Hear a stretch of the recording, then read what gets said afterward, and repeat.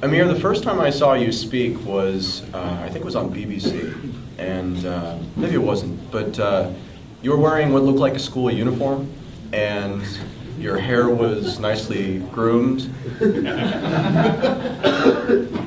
What changed? Nothing. I run many businesses in my life, and yeah. Nothing. Well, I mean, so we've talked a couple of times over the last few days, and one of the things that you've said a few times is you've told me a story about your friend who makes marmalade from expired food, basically. And the thing that I keep wanting to ask you, and I haven't had a chance yet, is there any circumstance under which you think that it's good to have government regulations, or it's good to have standards and regulations that restrict people from doing things, or is it just across the board no? I'm not thinking that we should, nuke the planet, go back to living in caves, destroy everything that we've built and come towards. But certainly we can put our minds together and think how we would like things to be and find a way that we can move in that direction. When I look at the work that you've done with Libitcoin and a variety of the other projects, Dark Wallet's another example, it's obvious that you have an ideological take on this, and that the purity of that ideology is very important to you. So can you kind of articulate why it is that you live the life that you do and do the work that you do? As technologists, our job is to build tools for people to use.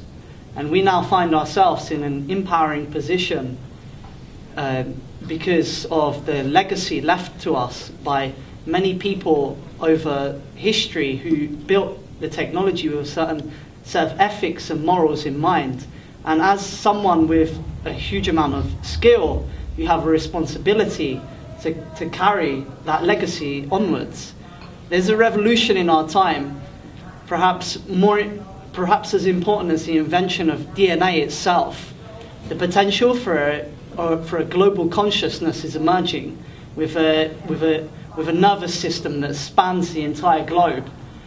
The internet is something that really has a lot of potential to change the way that we assemble as human beings, the way that we do things. And I spend a lot of time since I was very young living in different communities, in different squats and places, and see the people who try to find other ways that they can live better and change the situation around them, and observe what are the issues or problems that they have, and think that in my work how I can build better tools to serve those people to be able to better construct something that can allow us to thrive as free people.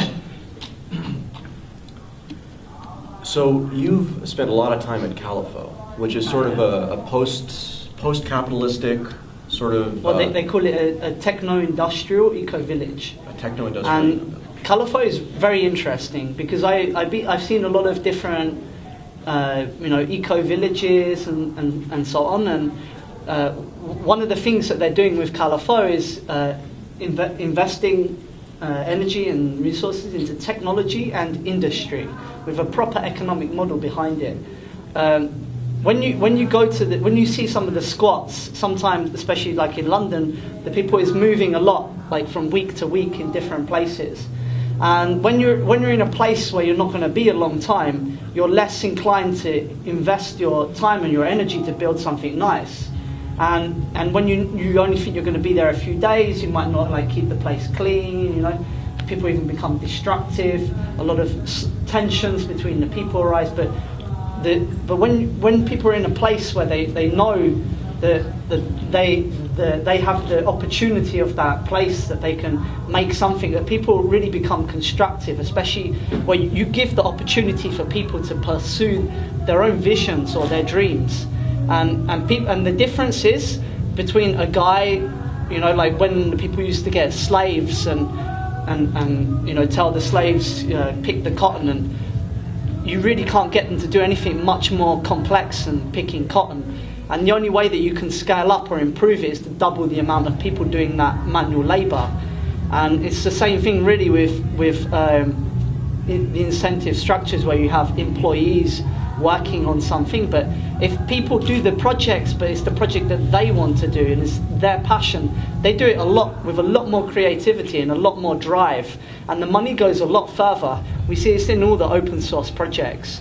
And with Calafo, they think to get a place that they find a way that they can buy this land, like a massive piece of land with many different buildings all around, and reconstruct an old industrial complex with diversity of use of the space. That you have hackers, you have a biolab, mechanics, people doing wood and metal. There's an enterprise that makes furniture, people with agriculture, all different people, and really thinking about the things. And with the technology, so my friends go and they occupy a big forest, like 1 hour from outside London, and the people there start to construct houses, nice houses. Like there's like log cabins with the wooden planks on the floor and the walls and everything. There's like some girl who built this like house with 2 floors and a balcony, like all by herself, and you really start to think like, you know, like you give a few basic things to these people, like industrial tools, so they can have the bricks, and they will build really nice houses.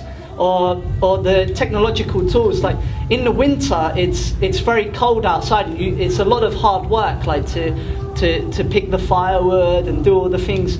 And it's very muddy outside, and it's a big space, so a lot of people aren't trekking to the other side to go and talk to the people, and it's very difficult for a community to self-organise together and be self-managed. But you put internet in all the houses, and the people can have a room, a chat room, and coordinate through IRC or forums, and suddenly the things can work a lot better. Or basic infrastructure like gas that people can use to cook and make meals. Even just thinking economically about how we do the things to do them smarter. Like in Calafo, there's like a kitchen, and anytime you want, you can go and cook some food, and there's the ingredients there and make something. But I notice in the squats, sometimes people are like buying these snacks, and you buy these snacks, and they're more expensive. When you eat them, you're always hungry, you know, and it's crappy food. It's not really giving you energy or anything. But if you buy the basics, like the potatoes and the rice and those things, you can and you cook proper meals, then, like for instance in Calafo, everybody tries to cook a meal at least once a week, and with 2 or 3 other people. And if everybody in the community does that, then you can have a warm meal 3 times a day and eat better, you know, and live better. And just thinking about how you do these things, there's a lot of different things that we can see how we can do together to make the things better, and to like live in a place where you have sovereignty, you own something. A lot of the times, like going through our life where we're renting and working for years and years with a mortgage, and at the end a lot of people have nothing, you know, they're living off credit, off debt, and that's not a way to live. But like for instance with the open source ecology is a project to construct the 40 basic machines that you need to make a self-sustainable town or village, but in such a way that these machines are easy to build, DIY, low cost, and with each of the parts modular. So if you have the industrial base, you can reuse the parts in different machines.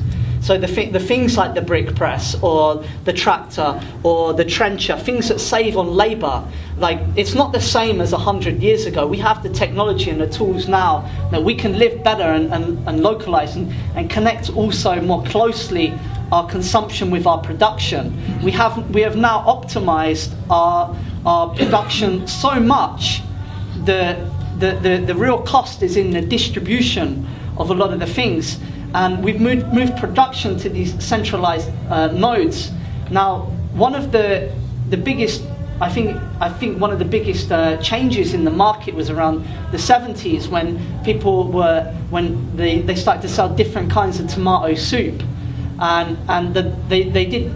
Well, before the people used to do the studies and say, okay, how much sugar should we put, how much salt, like what consistency should we make it, and then getting like the averages and making like the single product, the best tomato soup for the market. But then like some physicist came along and he actually proposed to we should make different kinds of tomato soup. Some people like it lumpy, some people like it spicy, and all different, customized for each people. And that's part of the revolution with 3D printing, that we can actually build the things for ourselves as we need them ourselves, better serving us. And that's the same thing with the production and the consumption. Move the things locally, use the tools that we can better connect the consumption with the production, and also the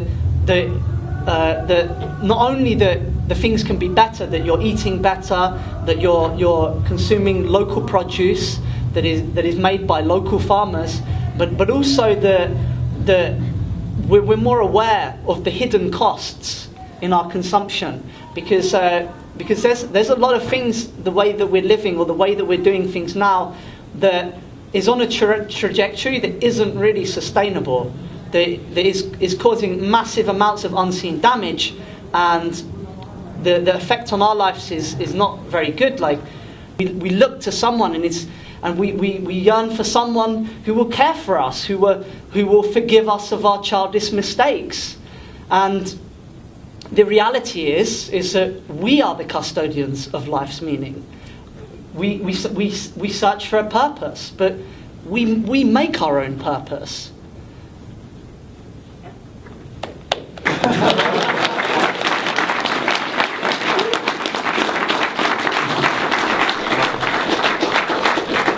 So then, let's talk about what the world looks like in 10 years. We were talking with Andreas and Jeffrey were up here, and they were talking about the world of post-national currencies and denationalized currencies, and they were talking about it as if this was something that perhaps was 50 years out. But I think that in practice we've seen that when change happens, it tends to happen quite fast. And I'm curious, I suspect you've thought about this. What do you think happens if we win? I'm not I'm not like into utopias and stuff. I'm past dogma, and I'm not really into ideologies. I think there is too much of this labeling and categorizing. I think we should elevate the discussion to more talking about values and ethics. What kind of values do we want to promote in a society, and how can and it's one thing to talk about, it should be like this, it should be like that, but the only way that people are going to adopt the things is if they're better than if the alternatives are better than what is already provided. And that's how we have to start thinking. We have to start thinking with being results oriented about what we need, and it's one of the biggest tragedies of our modern era, the great waste of human talent that we couldn't or wouldn't use. And if we can somehow think to apply that, that people is often working in jobs or doing things that's against their self-interest, but for money. But at some point you get to your life and you start to think, okay, how am I going to pay for this, or how am I going to have the health care, or do this? But to take that worry away from people, and that people can do the things that matter, and then think, how can I make that sustainable? How can I use the market or the power of these tools to grow how I want to see the things? And if we're all doing this together, the more of us there are, the stronger we are. And fundamentally, people are good. There's a lot of people I see here today striving for good things and looking forwards to the future with the way that the things are heading, with the exponentially increasing. It doesn't matter what the roof on the resources is, but the exponentially increasing use of resources, the population is increasing, the rest of the world wants to also match our energy use. Combine all these together, we're going to hit that roof sooner or later. The police are being given more and more powers every day, more and more laws and legislation that they can use in how they want to enforce their vision of the world. The surveillance state is getting absolutely enormous. Like when the Snowden revelations first came out, it was.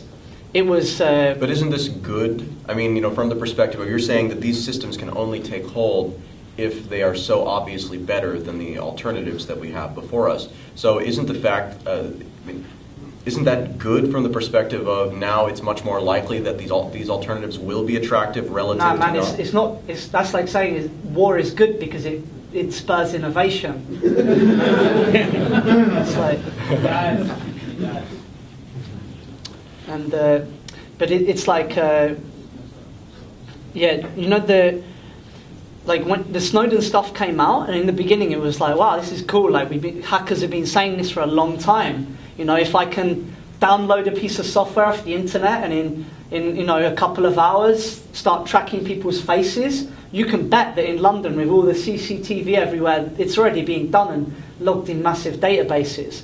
But that with every revelation, it gets more and more crazy, like more like mind-blowing, like the scale of this. And this is not targeted surveillance. This is dragnet surveillance, flying drones over entire neighborhoods, entire communities of people, and harvesting all of their communications and data.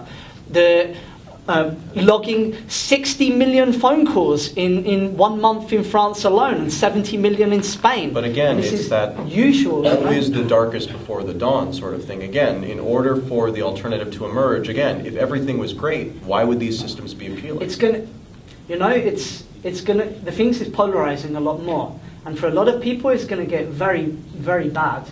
But the things is, like, we're in an economic downturn. With the massively burgeoning bureaucratic state and all the red tape, and meanwhile, for the normal person, they're working 9 to 5, doing jobs they increasingly hate for less and less pay, and for what? For a box in the city? But again, this is it just seems like all of these things that you're saying, these are reasons why people aren't invested in the current paradigm. If they were successful with their job, if they were happy with the place that they live. But a lot of people is continuing to do the things the same way, and they will continue. Well, what are the alternatives? This is the thing, is that these. Anyways, the thing is, people is the future is not going to be like a sudden crash or like some apocalypse. It's going to be like the things declining and getting a lot more oppressive, a lot more harder to live. With all the scarcity of the resources as well. But meanwhile, that's why we've got to put our minds together and think, okay, how can we build something for the future that we as free people can survive and thrive and grow as a culture? And it's not only about making this project or that project, but about the idea. Because once you make something that shows that it's possible, the imagination is there. You do it a couple times more here, then people start to reproduce with the documentation on the internet. These are the steps you need to take, and then people go and they start to replicate it. And that's how you grow as a culture and take the things over. Okay, we just have another couple of minutes, but I want to talk to you about Libitcoin. Yeah. Am I pronouncing that right? Yeah. Okay, great, Libitcoin. The second time I heard you speak was on the Plan B show back in maybe August or September, and you explained that you were working on Libitcoin, which is an alternative implementation of the Bitcoin specification, because right now the world that we live in with only the Satoshi client as the primary implementation is a world like one where you only have Internet Explorer. Yeah, well, there's one of the biggest threats to Bitcoin is centralization of development. Now, it's not enough that the source code is open source. There's a lot of decisions deep down on the technical level that only very few people understand, like Peter Todd or a handful of other people. And when you're faced with that decision between A or B, if your motive is slightly corrupted, if you're maybe you're working for some corporation, maybe you might take the choice B, which slightly favors, corporations over black markets, and then next time it happens again and again, and it's not like some sudden big backdoor put in by the government. It's the sum of many small steps that slowly morph Bitcoin into something very different from the Bitcoin with the principles of Satoshi encoded into there.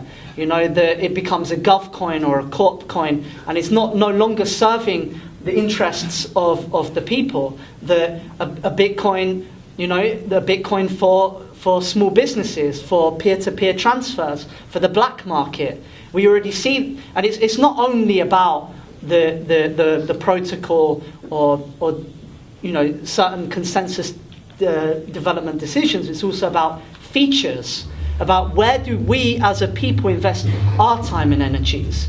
Because just like the internet, there are people who develop technologies to track people, to surveil people, to censor people, to limit people's freedom, and it doesn't even have to come from corporations, It can come from ourselves, from Bitcoin corporations that say, we need to protect our liability, we need to protect our interest, and going and implementing features like the blacklists or triangulation of transactions or any number of different features that we can't foresee right now, but in the future there will be that pressure, that inertia to develop those things.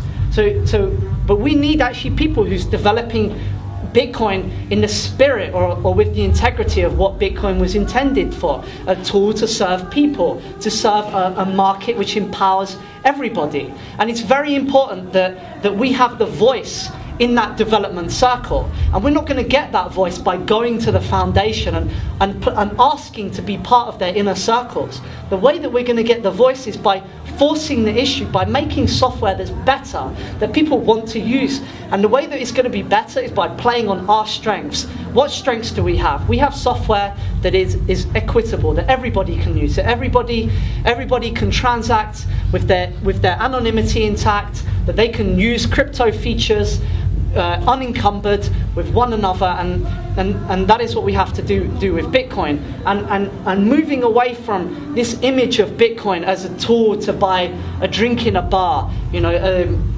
as something to make it easier for you to shop in the supermarket, I've got my iPhone, using Bitcoin. I'm not criticizing that, but I'm saying there's a bigger reason for Bitcoin. That Bitcoin brings us new tools, that we can exploit. Everybody can use these tools, and that we can use it to really construct something different, like that hasn't ever been imagined before possible, and is better than what exists. Like the crypto features, and with the dark wallet, we want to bring these features out to the people, for the young entrepreneurs, the tools of trade and business of the future. And then it goes beyond just new finance. The blockchain is an amazing new data structure that we can use, and it goes into things about resource management. How can communities or groups of people? It used to be that we had small communities before, but now we have the technology to link up these communities and actually make them scale on a bigger level, for people to be able to organize together on a much larger scale. Tools of governance. I spend a lot of time in community seeing how do the people govern, and each one has a different culture, just like every open source project has a different culture. There are different models with different trade-offs that serve different people, and that's the problem with having one government enforced by one state. Maybe there could be startup governments like what the CIC is doing in Catalonia. They are using the legal structure of a cooperative. Well, so let me give you the lightning question here, because we're just about out of time. Amir, this has been great. Okay, so at the beginning of this conversation, I said that you have ideology that's important to you. In the middle of this conversation, you told me that you don't identify with ideology anymore, and instead it's about values. So in less than a minute, can you articulate what you think the most important values are for you? I had a list somewhere.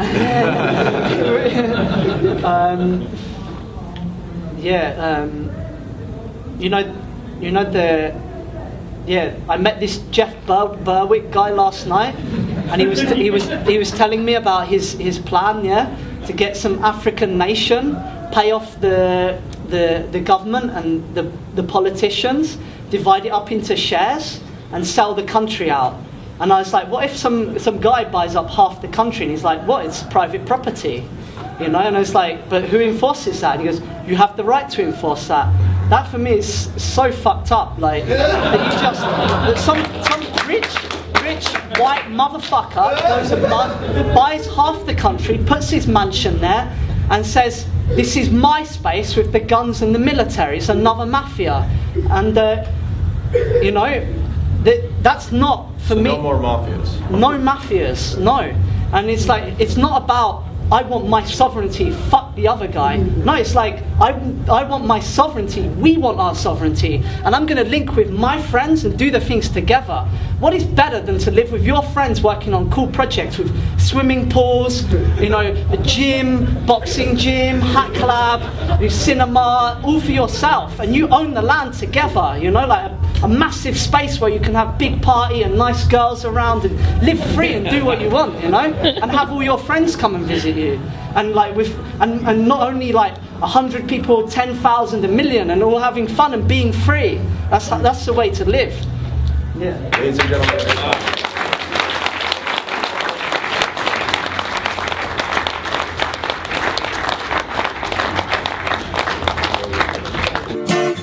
I ran afraid of shadows over me. Slowly they would get under my skin. I ran afraid, just a little guy in a big mean world. Hot summers and a winter with him. Hey, there's a whole lot of nothing I'ma play today. So go ahead, be a buddy and light the way. Used to come when your hair is turning gray. Well, never mind, I guess I'll be on my way.